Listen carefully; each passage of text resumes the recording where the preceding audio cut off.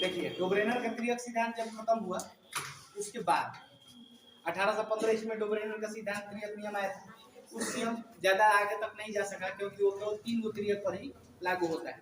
ठीक है, उसके बाद वर्गीकरण का जो सबसे महत्वपूर्ण प्रयास है, इसके बीच में बहुत सारे प्रयास होते चले गए, लेकिन वो सारे प्रयास बहुत छोटे छोटे थे। तो जो महत्वपूर्ण प्रयास था वो न्यूलैंड्स नामक वैज्ञानिक के द्वारा किया गया।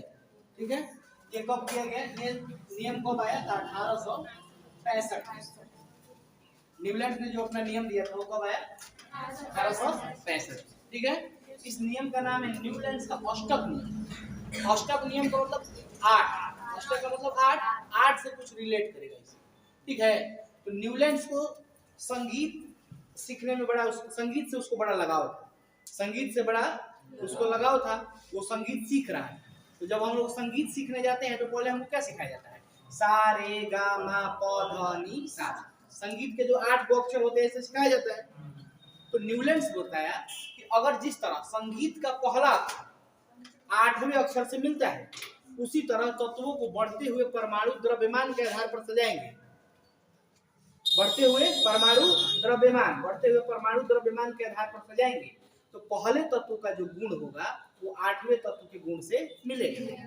ठीक है ना? जैसे अगर हम लिखते हैं सा रे गा मा प ध सा, हो गया? ये 1 2 3 4 5 6 7। ठीक है ना?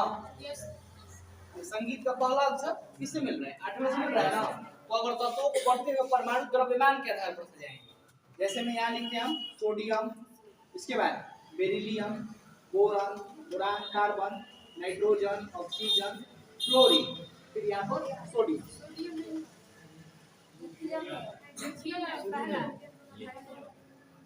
Lithium, beryllium, boron, carbon, nitrogen, oxygen, fluorine, sodium.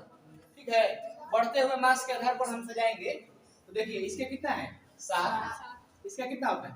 8, इसका होता है 11, इसका 12, इसका 14, इसका 16, इसका 19 और इसका 23। बढ़ते हुए क्रम में सजाया गया है। इधर कम है, उधर क्या है? ज्यादा है। ठीक है ना? तो बढ़ते हुए परमाणु द्रव्यमान के आधार पर अगर सजाते हैं तत्वों को तो पहले का गुण किससे मिलेगा? 8वें से, यानी कि लिथियम का गुण किससे मिलेगा? सोडियम से। ठीक है, उसके बाद फिर और एक स्टेप लेते हैं तो सोडियम, मैग्नीशियम, एल्यूमिनियम, सिलिकॉन, इसके बाद phosphorus, sulphur, chlorine, potassium. Potassium, अब ये देखिए सब बढ़ते हुए परमाणु द्रव्यमान के आधार पर है। तो सोडियम का गुण किससे मिलेगा? यानी कि बेरिलियम का किससे मिलेगा? मैग्नीशियम। यहाँ शुरू करके देखो 1 2 3 4 5 6 7 8 आ जाएगा नहीं? यानी कि इसका गुण किससे मिलेगा? इससे मिलेगा, इसका किससे मिलेगा? इससे, इसका इससे, इससे इससे सब मिलेगा। ठीक है ना? तो ये नियम बढ़िया था, न्यूलैंड्स का अष्टक नियम था। क्या पहले तत्व का गुण किसके से मिलेगा? 8वें से, अगर उनको बढ़ते हुए परमाणु द्रव्यमान के आधार पर सजाया जाए तो। ठीक है, यहाँ तो कोई दिक्कत नहीं।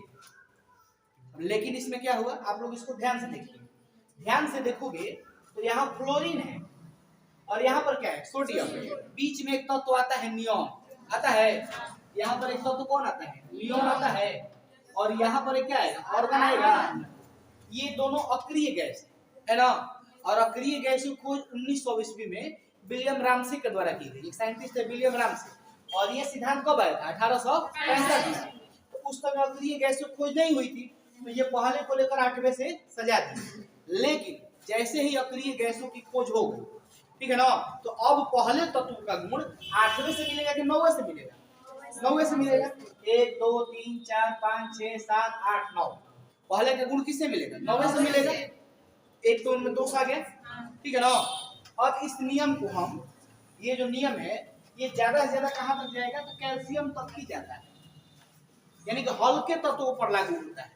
कैल्शियम के बाद से संक्रमण तत्व शुरू हो जाते हैं। स्कैंडियम, वेनेडियम, टाइटेनियम, ये सब क्या है? संक्रमण तत्व है। तो जैसे ही संक्रमण तत्व आते हैं उनका गुण अलग होता है, तो पहले वाले तत्वों के गुण से उनका गुण मैच नहीं करता है। तो यह नियम कहां तक जाएगा? ज्यादा से ज्यादा कैल्शियम तक जा सकता है। ठीक है, तो एक दोष हुआ कि पहले तत्व का गुण किससे मिलेगा? 9वें तत्व से, जब अक्रिय गैसों खोज हो गई। दूसरा, यह नियम कहां तक जाएगा? कैल्शियम तक जाएगा। और तीसरा जो इसमें इनमें थोड़ा सा एक क्या बोलते थे, एटीट्यूड ज्यादा हो गया, ठीक है ना। इनके समय 56 एलिमेंट थे, 56 गो तत्व थे, और 56 गो तत्वों को इन्होंने आवर्त और वर्ग के रूप में बांटा, ठीक है ना। यानी कि इधर से ऐसे जाएंगे तो बन गया, और इधर से ऐसे आएंगे तो बन गया। तो ऊपर से नीचे आएंगे तो वर्ग, और इधर से इधर चलेंगे तो आवर्त। तो आवर्त और वर्ग के रूप में 56 तत्वों को लगा दिया। लेकिन कहीं पर भी अपने आवर्त सारणी में, कहीं पर अपने आवर्त सारणी में एक भी खाली जगह नहीं छोड़ा। यानी कि इन खाली जगह नहीं छोड़ने का मतलब क्या है कि इन्होंने ये बता दिया कि 56 तत्व हैं, इससे ज्यादा तत्व की खोज अब नहीं है, ठीक है ना। अब बाद में देखो 56 से आज कितने तत्व? 118 तत्व हो गए कि नहीं हो गए? तो ये भी एक इनका दोष हो गया कि नहीं, कि आवर्त सारणी में इन्होंने एक भी खाली जगह नहीं छोड़ा, ठीक है। लेकिन इसमें कुछ मेरिट भी है।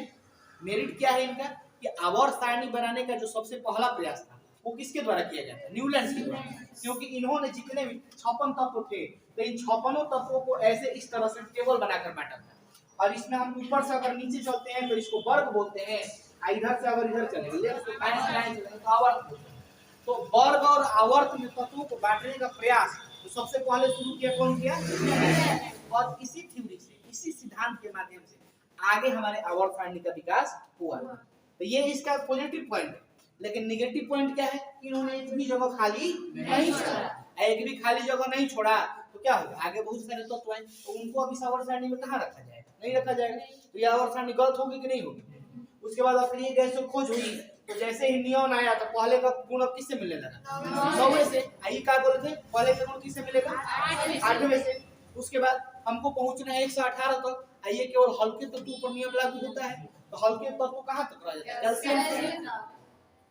इन्हीं 3 गो अवगुणों के द्वारा ये आवर्त सारणी जो इनका जो नियम था, वर्गीकरण था, वो वर्गीकरण क्या हो गया? गलत। ठीक है, समझ में आया? कोई दिक्कत नहीं?